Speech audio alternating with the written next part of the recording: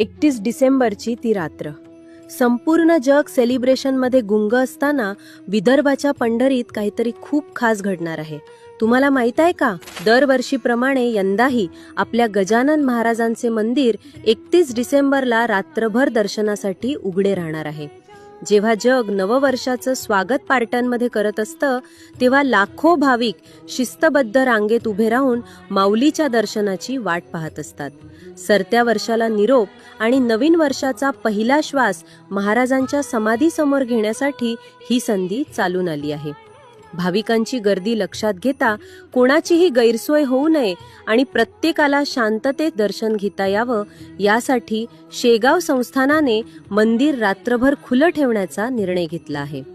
मग यंदा 31ला तुम्ही कुठे असणार? शेगाव की दुसरीकडे?